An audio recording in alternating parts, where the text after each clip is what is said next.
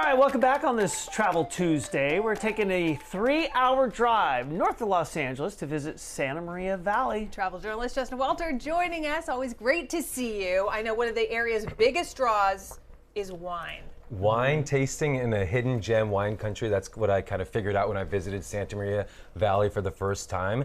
And one of the best ways to explore it, which makes it a unique destination, is a wine trolley.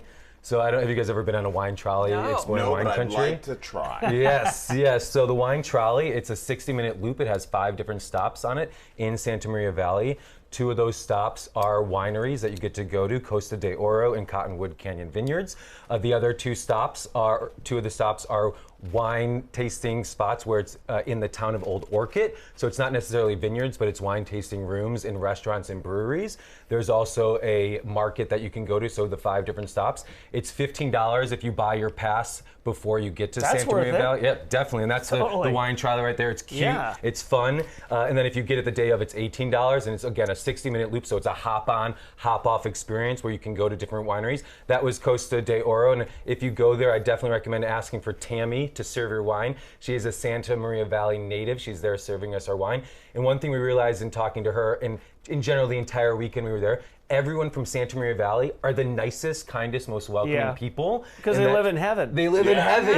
It's wine country where they just get to explore, and enjoy beautiful wine. So then after that winery, we went and hopped on the trolley again to go to the next vineyard, Cottonwood Canyon Vineyards. Can I just ask you a question? I don't want you to interrupt, but you said it's a 60-minute trolley. So does that mean you pay the $15 or $18 day of, and it's 60 minutes, and you'll go to a number of different wines. So you go 5 different stops. In an hour, you get to 5? Or you can't. It goes to 5 different stops within a 65-minute loop, so you can hop on, hop off. So if so you don't have to do the entire. So every hour it comes back around. Yes. So you got about an hour in each spot. Exactly. Okay. So I was going to say, man, that's a lot of. You really want me to drink fast in an hour. No. So you saw us kind of going on the wine trolley there, and then we hopped off to get to here's Cottonwood Canyon Vineyards and Winery. And then this one I love. Look at the beautiful view you get to sit while you're enjoying wine tasting.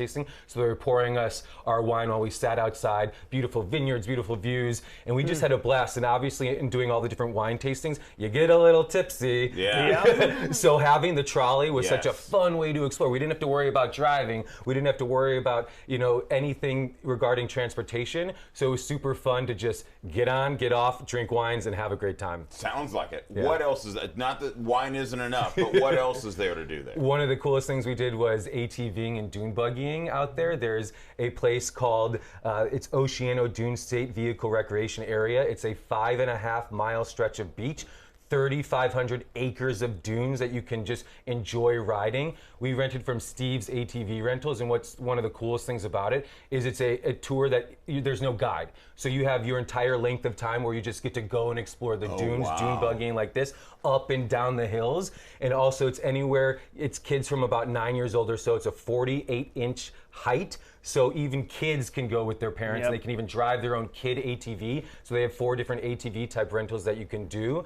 And again, 5.5 miles of stretch of beach and dunes. We were there for about 2.5 hours just riding around on the dunes, exploring. The beach is, obviously right there to the left of Kristen, my friend who I went with. And it was so fun riding ATVs on a beach. I've never done ATVs on sand before. And it was such a different experience to do it on a beach and sand dune setting. Loved it. Can I just tell you, and I think I've told Megan this, and she's told me, is this the one that This isn't the one I went to. Okay, no. so I went to one in Mexico, and I'm like, they'd never let you do this in the United States. They're too environmentally conscious, and the truth of the matter is, here it is. Here it is. Yeah. It was so much fun to do it on dunes and in the sand and on the beach. Nice. Yeah.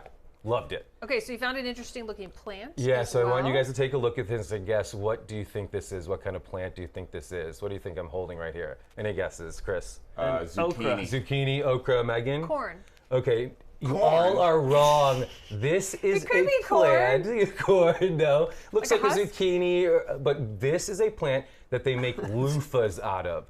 Loofahs that you use in the shower for the bath. They're actually made from gourd-like plants, and there's a loofah farm located in Santa Maria Valley. Wow. This is a really unique kind of free tour that we took. I've never been to a loofah farm, and I was shocked to even realize that loofahs are made from this. I know, I thought they were plastic. A lot of people think they're made from sponges out of the ocean, but they're actually made from gourd-like plants. So that's how they are in the beginning stages. Then they turn brown, and I think there's a video of me shelling the brown loofah, where it's basically like taking the eggshell off an egg, a hard-boiled egg, and that's what they do. They grow them, then they de-shell them, and then inside is the actual loofah plant. That's awesome. And then you can buy loofahs there that are actually made on the farm. So this was something that was really unique to Santa Maria Valley that I found super fascinating and interesting. We did the tour, we shelled the loofahs, and then we bought some loofahs, and now we're using them in our shower. So we really enjoyed going to the loofah farm. That's cool. Yeah. That's like something like kind of fun to do with the kids. Not that the kids care too much about a loofah, but I mean, just the.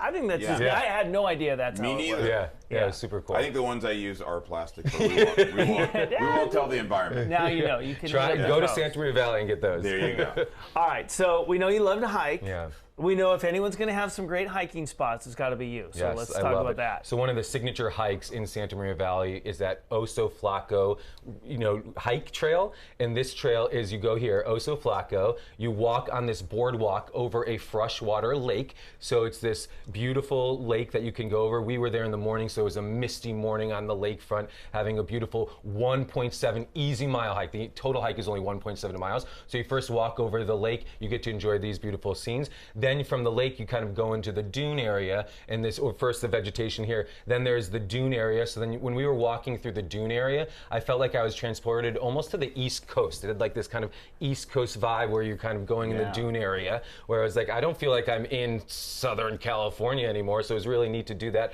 through the dunes here. And then at the end of the trail, you get to the beach. So you look over the dunes, and then you could walk to the beach. You could have a beach day if you wanted to. We went there a little bit early in the morning, so you can see kind of the overcast kind of before the sun burned it off. And it was a misty morning, but it was a really neat trail. Again, very easy, family friendly, 1.7 miles the entire loop going in the trail. So it was just like a very easy hike in a very cool different type of scenery, 3 different sceneries in one hike. Beautiful. How long did that hike take? It took us about 30 minutes to get to the end of it. Okay. We went at a slow pace and then enjoyed the beach and then came back. Yeah, it was super easy. All right, talk about food. All right, so I'm going to give you a spot that I loved for each meal. All right. Real quick, breakfast, Cups and Crumbs. They had delicious crepes. They had good breakfast burritos, and they had good avocado toast. So we really enjoyed going to this location. It's in Old Orchid, which is a very adorable town in Santa Maria Valley. It looks like a typical standard,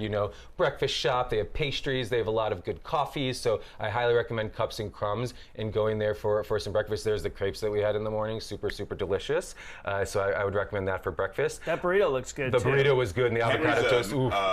Breakfast burrito connoisseur. It was delicious. For lunch, I'm going to recommend Homestead. This is a deli in Santa Maria Valley where they have these hot and cold hearty sandwiches. We got the Hawaiian one there, the turkey pesto one. Oh, for lunch it was so good. And then for dinner, trattoria. I'm Italian. I cannot say trattoria. Trattoria Uliveto. And as an Italian, I'm used to good Italian home cooked meals, so it's hard for me to typically go to Italian restaurants. This one was delicious. We had plans, this was on a Friday night, to go out dancing into the club and the bar scene at night. We ate so much here that we were too stuffed to go out. That's funny. So we literally went back to bed into our hotel room, where we went to bed at 10 o'clock because we were so full from having such delicious Italian food here. And then a shout out, I didn't put any video in from, there's a famous kind of barbecue and steak place called the Hitching Post, which is also another great restaurant for dinner. That made me hungry. It was delicious. Well, the servings looked huge. Yeah. Yeah, we Was that Oso Buco I was looking at? The what? The Oso Buco, was that something different? We were drinking champagne. No, the meal with the bones. We didn't order that. Okay. I didn't order that. I think it was I think it was lamb or something. Yeah, it was delicious. It looked really good. It looked really good. Yeah, it was good. It was good. All right, Megan. Santa Maria Valley, we loved it. Thank you, Justin. Always great ideas. You can follow Justin's travels by visiting his website, justinwalter.com, or on Twitter, Instagram, and Facebook, ATW Justin. Before you go, how do you find your locations? Like, how do you find where to go? Yeah, I find locations a couple ways. One, I go where my friends recommend for me to go, and I see on Instagram or other travel people. I'm in the travel world and travel community, so I love tapping into where my friends are going, and then kind of just looking on maps and looking at influencers and Instagram and social media. That's fun. Finding the next best place. It's interesting. Sometimes I'll pick a destination by looking at hashtags, where I'll look at what does it look like from people that are actually going there versus the pretty presentation that you might see in other areas. Yeah. Nice. Great. Thank you as always. We'll be right back.